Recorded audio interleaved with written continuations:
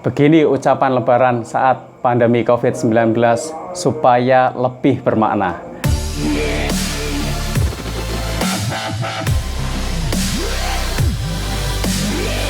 Assalamualaikum warahmatullahi wabarakatuh. Saudara sekalian, hari lebaran atau Idul Fitri merupakan hari kemenangan bagi umat muslim. Setelah menjalankan puasa Ramadan sebulan penuh, akhirnya hari raya yang telah kita nantikan tiba. Momentum Idul Fitri biasanya digunakan untuk berbagi kebahagiaan, di antaranya silaturahmi atau berkunjung ke sanak famili, tetangga untuk saling memaafkan. Akan tetapi, faktanya saat ini pemerintah melarang aktivitas mudik dan memintanya silaturahmi secara online. Maka ucapan lebaran melalui media sosial, WhatsApp, Facebook, Instagram, YouTube, Zoom, video call, bahkan SMS dan sebagainya menjadi solusi untuk menjalin tali silaturahmi secara online atau daring.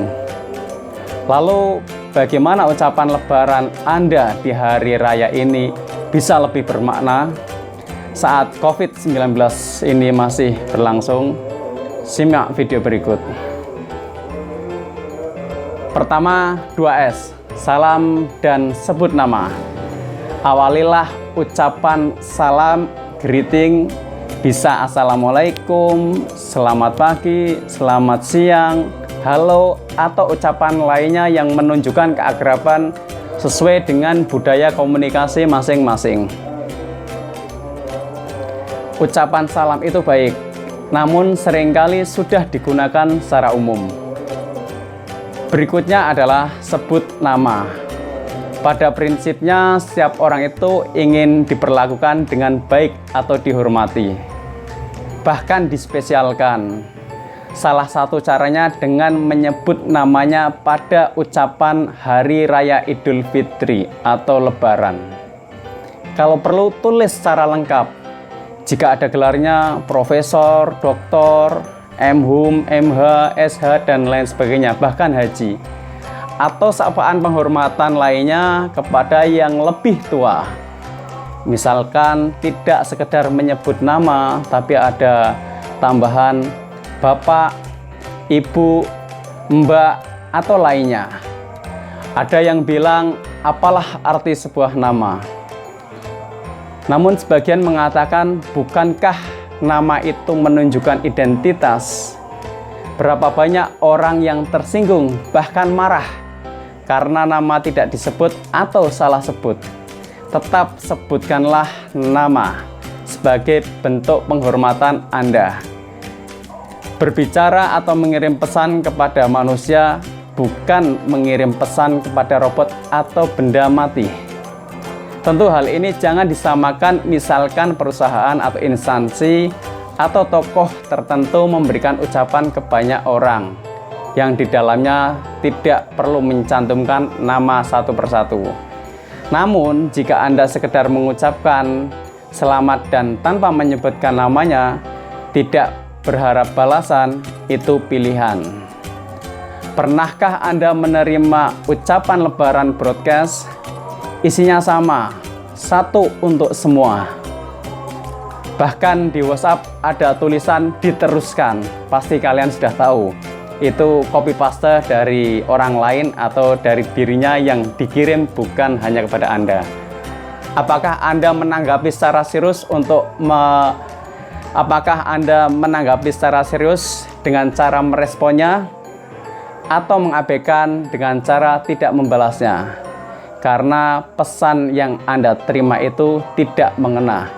Toh pengirim juga tidak berharap balasan. Kalau tidak percaya, coba Anda balas. Biasanya juga tidak dibalas kembali, karena itu sekedar bentuk ucapan selamat. Saudara sekalian, lalu yang kedua apa? Yang kedua adalah rendah hati meminta maaf. Tidak ada manusia yang sempurna. Tidak ada manusia yang sempurna. Tiap orang pasti pernah salah. Namun tidak setiap orang berani mengakui kesalahan dan meminta maaf. Dengan kerendahan hati, ucapkanlah permohonan maaf. Namun secara umum, bukan spesifik. Misalnya dalam dunia kerja atau kantor, mohon maaf jika dalam berpartner, bekerja sama, saya banyak salah, baik yang disengaja maupun tidak. Bukan menyebut satu persatu kesalahan atau yang menyinggung hal sensitif, bahkan menyakitkan. Contohnya, mohon maaf, selama bekerja saya sering ingkar janji, saya belum bisa membayar hutang dan lainnya. Ucapan lebaran yang harusnya itu menjadi momentum kebahagiaan dengan kata-kata yang tidak tepat seperti itu justru akan mengacaukan di hari lebaran. Bahasa tulisan itu berbeda dengan bahasa lisan yang disampaikan secara langsung. Dengan meminta maaf secara umum tadi menunjukkan kesungguhan. Bukankah makna kata maaf itu efek positifnya luar biasa? Siapa di antara kita yang tidak pernah marah? Atau siapa di antara kita yang tidak pernah kena kata marah? Kata maaf membuat hubungan menjadi baik dan kembali cair. Ketika Anda berkonflik dengan seorang, lalu enggan, takut bertemu dengannya karena alasan tertentu, Anda berposisi di bawah, lalu tiba-tiba orang tersebut lebih dahulu mengirim permohonan maaf. Bagaimana perasaan Anda? Senang, jelas. Dalam dunia kesehatan, bahkan hal tersebut dapat mengurangi stres, membuat hormon menjadi seimbang, kembali seimbang, saraf tidak tegang. Tentu permintaan maaf yang berisi dan tulus, bukan pepesan kosong, basa-basi, bahkan sekedar lip service. Berikutnya yang ketiga ya, supaya ucapan lebaran kita itu lebih mengena atau bermakna. Yang ketiga adalah saling mendoakan. Sematkan kata doa dalam ucapan lebaran tersebut. Ucapan yang baik merupakan doa. Sematkan kata doa dalam ucapan tersebut, misalnya, semoga Allah menerima puasa dan amal kita semua, dari saya dan Anda, ke depan prestasi lebih meningkat, pendapatan lebih baik, rezeki lebih berkah, lebih lancar. Poinnya adalah saling mendoakan. Bahasa, kosakata, atau ucapan bukan sekedar kumpulan kata-kata, tetapi tentang hati, perasaan, dan budaya. Bagaimana perasaan Anda manakala memberikan ucapan secara panjang lebar, kemudian dibalas oleh sang penerima dengan 2 huruf, ya, atau bahkan 1 huruf, y. Tidak enak bukan? Maka jangan lupakan 3 hal tadi. Salam dan sebut nama, kerendahan hati meminta maaf, dan doa yang tulus dalam tiap ucapan lebaran.